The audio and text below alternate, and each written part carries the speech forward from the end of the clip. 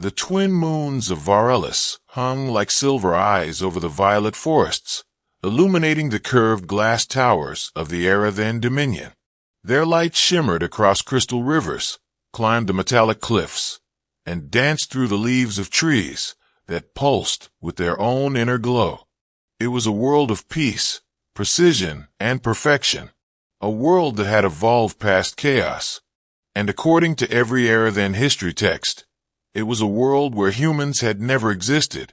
The stories of humans, primitive beings of myth and fire, destroyers of their own home, were nothing more than ancient folk tales.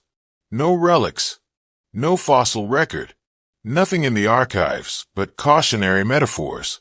That was why Cyril, apprentice historian, rolled her eyes every time the elders lectured about the age before the silence. It was why she smirked whenever children whispered about skywalkers, who once tamed stars. And it was why she confidently submitted her thesis titled, Humans, a Fabrication of Pre-Union Symbolism. On the morning it was approved for publication, Cyril strutted across the archive hall with her chin high, her silver hair braided with scholars' ribbons. Dozens of archivists bowed politely as she passed, and she tried not to let pride swell too obviously in her chest. At the center of the hall, Master Archivist Valen reviewed her work with gentle amusement. "You have conviction," he said, placing the glowing data tablet aside. "A rare trait." "I have evidence," Cyril corrected. Valen chuckled, as all young scholars believe. Cyril bowed deeply, her voice edged with triumph. The myths will finally be laid to rest. But an hour later, the sky shattered. The falling star. It began as a tremor, gentle at first, then violent enough to make the spires hum. Citizens drifted out of their homes, looking upward. Cyril followed their gaze and felt her stomach plunge. A streak of white-hot fire tore across the heavens, trailing shards of burning metal. A falling star. A catastrophic one. It plummeted toward the crystal timberlands, slicing through cloud layers like a blade, its roar shaking leaves from the glowing trees. Cyril watched frozen as the burning object spiraled, exploded once, twice, and finally crashed into the forest with a thunderous bloom of light. A shockwave rippled out, rattling the very air. Panic spread through the city. Cyril's heart hammered. Falling stars were rare, but never this close, never this large. Within minutes, a convoy of silver-plated Era-then patrol craft lifted into the sky. Scholars were summoned, soldiers armed, drones dispatched. Cyril wasn't supposed to be part of the investigation, but she had to be. The falling star called to her in a way she could not explain, tugging at her curiosity like a hook behind her ribs. Before long, she found herself aboard a scout transport, hugging her satchel of analysis tools as the craft glided over the luminous treetops. A soldier across from her raised a brow. "You're the historian who wrote that thesis, yes? About humans being fiction." Cyril nodded proudly. "Indeed." The soldier smirked. "Good. Maybe you'll explain what sort of fiction just blew a crater into half the timberlands." Cyril opened her mouth, then closed it, because she didn't have an answer. The crater. The crash site was a wound in the world. Trees snapped like splinters, ground scorched black. Crystalline plants shattered into shards. Smoke rose in curling streams, glowing faintly blue from chemical reactions in the air. And at the center of the crater, half buried in smoking soil, lay something Cyril had never seen before. A vessel, metallic, angular, scarred heavily as if it had been in battle. Not Era-then, not any known allied species. Its hull bore markings, scorched symbols, jagged edges, and a faded emblem shaped like a circle, with lines like rays. Cyril's pulse quickened. Her breath caught in her throat. "No, impossible. That looks like the soul mark," one soldier whispered. "From the myths," another said. Cyril stepped forward despite her trembling legs. The soul mark wasn't real. It was symbolic, representing the sun from the old tales of ancient Earth. Earth that supposedly never existed. Her lungs tightened. If the emblem was real, what else was? Cut it open, an officer barked. Plasma saws hissed as the soldiers carved into the hull. Sparks flew. Metal groaned. The vessel cracked open with a shriek. A rush of smoke burst out. And then, a figure fell forward out of the ship, collapsing onto the ground with a heavy thud. Everyone froze. Cyril's mind blanked. The figure was tall, covered in soot and torn synthetic cloth, skin charred in places, hair dark, matted with blood, chest rising and falling in ragged breaths. He was breathing, alive, and unmistakably human. Her world stopped. Her thesis shattered into dust. One of the soldiers raised a weapon. What is that thing? Cyril stepped between them before she could think. Don't shoot. The soldier blinked. But he's injured, she said, voice firm despite the tremor in her hands. If the myths are real, if this is a human, then he may be the last of his kind. The soldiers exchanged uneasy glances. Cyril knelt beside the unconscious figure. His face, despite the burns and grime, held strikingly human features, just like the forbidden drawings in ancient texts. Too similar to be coincidence. Her hand hovered over him, uncertain. She whispered, "Are you real?" The human groaned, and Cyril's world changed forever. The human was brought to the Dominion's medical wing under heavy guard. Cyril, driven by both duty and obsession, stayed at his side, while healers used light therapy and regenerative gels to stabilize his injuries. When he finally awoke, 3 days later, Cyril was the first thing he saw. His eyes, brown with flecks of gold, widened in fear. He tried to sit up, but pain forced him down.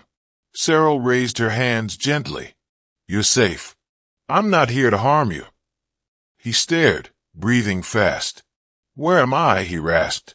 Cyril swallowed, unsure how much truth to give. "Varalis, a planet in the era then Dominion." He blinked, confusion thick in his voice. "Era then? Never heard of it." She hesitated. "What's your name?" He coughed, then whispered, "Aiden."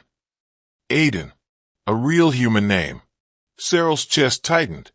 Everything she'd ever believed was collapsing like a house of glass. "You know how you got here?" she asked. Aiden's eyes darkened with memory. "My ship was attacked. Pirates near the Phaedra Rift."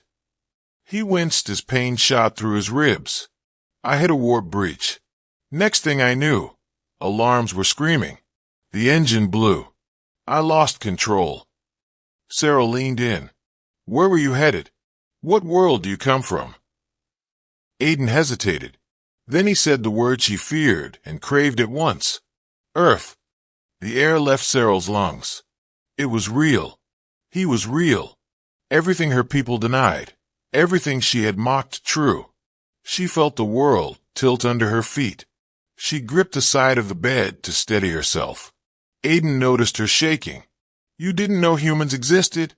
he asked softly. Cyril tried to speak. Failed. Tried again. "We thought humans were myths. Stories. Lessons." Aiden stared. "Myths? Yes." He sank back against the pillow, processing this. "And now," she continued, "you're proof that everything we dismissed was real." A long silence hung between them, fragile and dangerous. Finally, Aiden whispered, "What happens now?" Cyril didn't know, because outside his room, Era then councils were already debating what to do with him, and none of their options were kind. The council's verdict. Cyril stood before the Dominion Council, her fists clenched at her sides as dozens of elders and military leaders debated like vultures circling prey.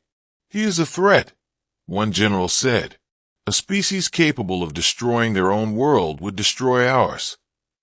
"He may carry diseases," another warned. He must be contained. He must be studied. He must be neutralized. Cyril felt heat rising behind her eyes. He's not a monster. He risked his life escaping pirates. His ship wasn't a weapon. It was barely space-worthy. The council murmured.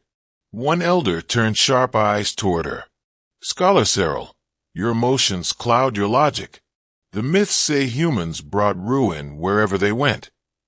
And the myths say they flew without machines and ate fire. Cyril shouted, none of which is true. Gasps rippled through the hall. The elder's voice hardened. You forget yourself. No, Cyril said, stepping forward. You forget reality. He needs help, not chains.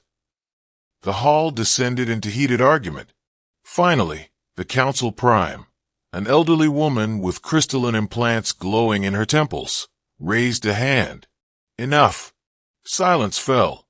The human will remain under containment, the prime declared, until we understand the nature of his species. Scholar Cyril, you are permitted limited access as his interpreter.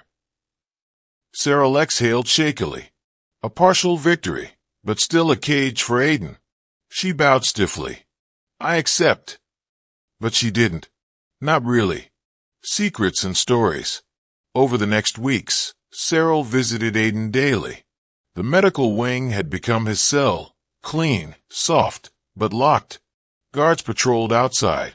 Aiden hid his frustration well, but Cyril saw it in the way he pressed his hand against the window, staring at the city beyond like a child trapped inside. During her visits, she brought him food, datapads, recorded era-then music. In return, Aiden shared human stories of Earth's oceans, of lost cities, of starships and colonies formed after humanity fled their dying world.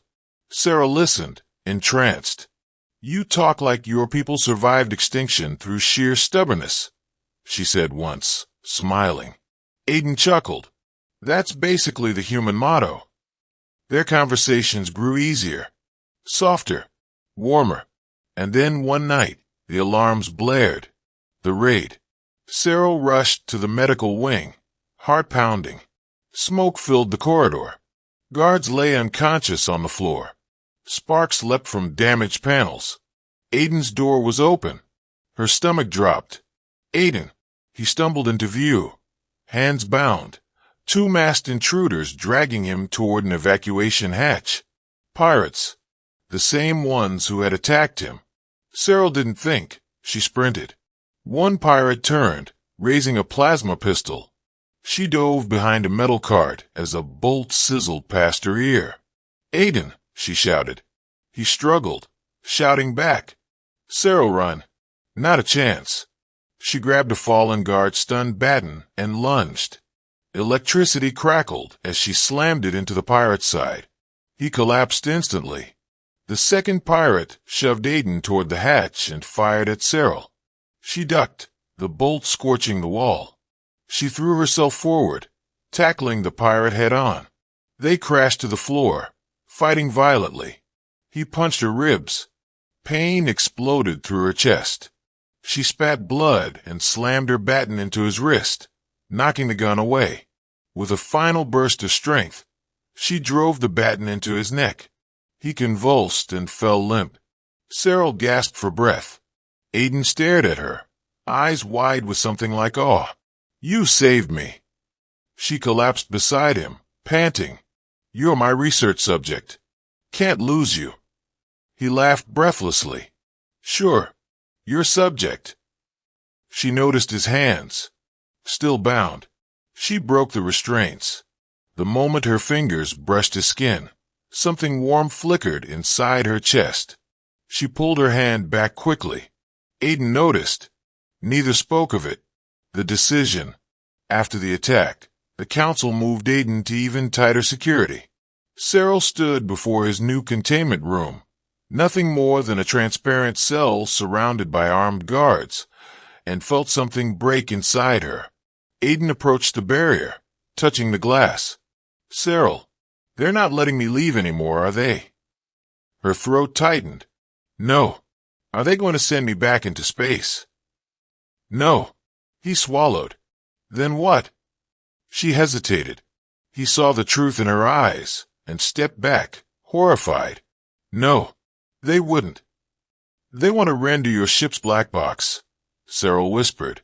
Extract everything. Strip it. And if they think you're dangerous. He paled. Cyril pressed her hand to the glass. Aiden, I'm going to get you out. His breath caught. Cyril, you could be exiled. Worse, she said softly. But I won't let you rot in a cage. Aiden reached up, matching her hand through the barrier. Why? He whispered. Because you're the most important discovery in 1,000 years. Because you shattered everything I thought I knew. Because you've become more than a myth. She couldn't say any of that. So she said, because you're my friend. Aiden's expression softened. Then we escaped together. The escape. It took days to plan. Stolen security codes. Rerouted drones. A hidden transport waiting in the forest beyond the city. During a shift change, the facility lights flickered. The brief window Cyril had engineered. Aiden slipped out of his cell. She met him in the corridor, adrenaline shaking her hands. You ready? She breathed. He smirked. Humans were born ready. The escape was chaos, alarms, guards shouting, drones swarming. Cyril guided Aiden through back corridors, leaping debris, ducking behind pillars as plasma bolts sparked off walls. At one point, a guard cornered them. Cyril froze, until Aiden stepped forward and disarmed the guard with a move far too fluid for someone half-healed. Cyril stared. That was... Space pirates don't fight fair, he said with a grin. They ran again until the outer doors burst open and fresh forest air washed over them. The shuttle waited beneath glowing trees. Cyril turned to Aiden. Once you leave the atmosphere, jump to the nearest trade route.